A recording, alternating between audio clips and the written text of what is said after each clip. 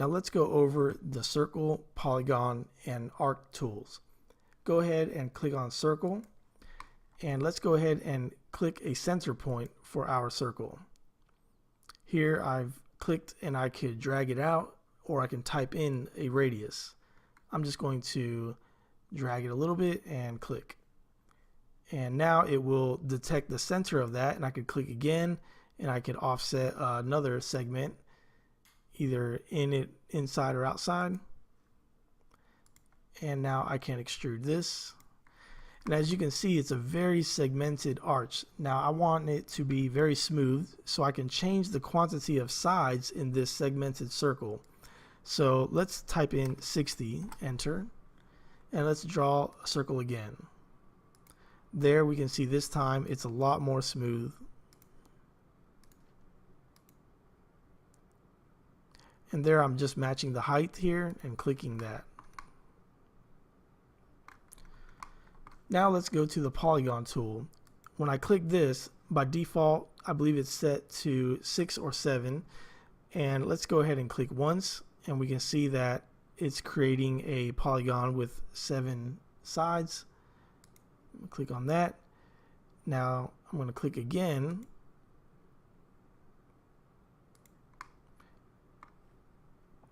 now this time I want to change the amount of sides. Let's go to 9, enter, and there you can see we've changed the amount of sides of this polygon. Now let's go to our 2-point arc command. Again, when we enter into this button, we see that there are sides already assigned to it, which, depending on how smooth we want our model to be and look, we can change the amount of sides that has to make our arc smoother. So let's go ahead and change this factor to, let's go to 60 again.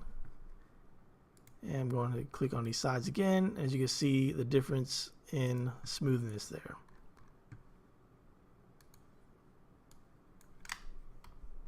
Alright, let's go ahead and get rid of that.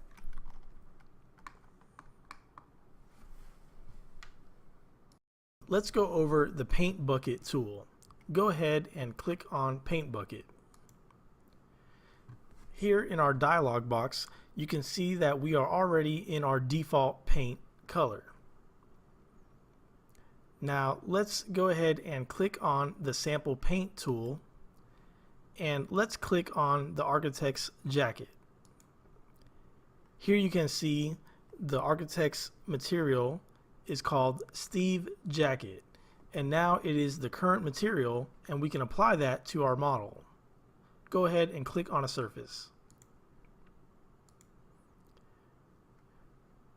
Now over here in our dialog box, we can click on this arrow and we will get access to SketchUp's default material selection. Let's click on brick and cladding. Now let's click on cladding, siding, tan. Let's click on our model again. We can also edit our materials by going to the Edit tab. Let's change the value of this material by changing 2'6" to 1 foot. Hit enter and you will see the value change in our material here. Let's also change the colors by moving our bars over here.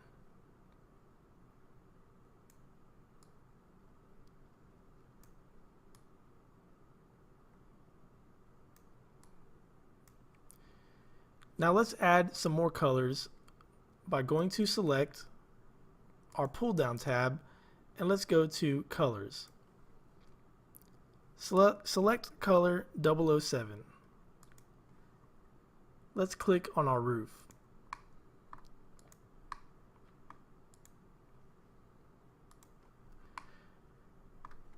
Now in our pull down tab, if we go all the way up, it will show us the current materials in our model. So here are our current materials in our model right now. go ahead and spend some time getting to know the different categories of materials.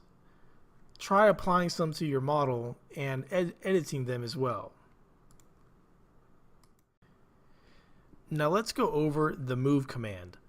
Before we can move an object, I must first have it selected. Since I'm already in the select command, I'm going to go ahead and select the architect. Now select the move command. Now we will select a point where we can begin to move our object. I'm going to click once and drag my mouse, and you can see that we can move him freely or we can move him along an axis. Let's go ahead and move him over here. Click once and we have moved our object.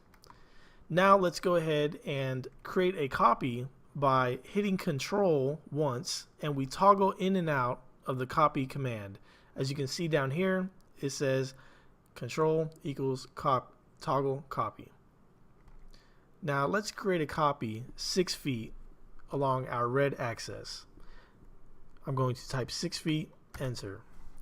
Now let's say I wanted to create 5 more copies 6 feet apart. So I'm going to type times 5, enter, and there it created 5 more copies 6 feet apart. Now let's go ahead and undo that. Now another thing I can do with the move command is select the object, drag it, and hit control once, and let's click somewhere out here. Now let's say I wanted to create 7 more copies evenly spaced in between these two objects or this architect that I have selected. So I'm going to hit divided by 7, enter, and there it created 7 more copies evenly spaced between these last two objects that I have selected. Now this command will only work right after we have moved something. If we did a command in between, it would no longer work.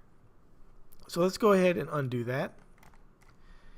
Now another thing we can do with our move command is we can stretch objects as well. So I'm going to go in, I'm in my select command, and I'm going to select these lines and surfaces at the end of this object. Now I'm going to hit the move command, and I'm going to pick a point. Doesn't matter where I picked, but I'm going to go ahead and pick right here, and I'm going to move my mouse, and you can see that I can stretch this object in along the red axis. Now let's go ahead and type 20 feet, enter, and there I've stretched these lines and surfaces 20 feet. Now another thing I can do is select a line and drag, and again I could stretch these surfaces, and now it gives me a couple different, I can move it in any direction.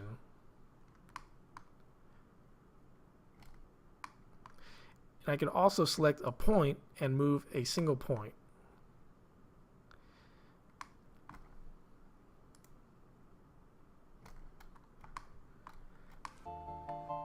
So there is a brief run through of the move command.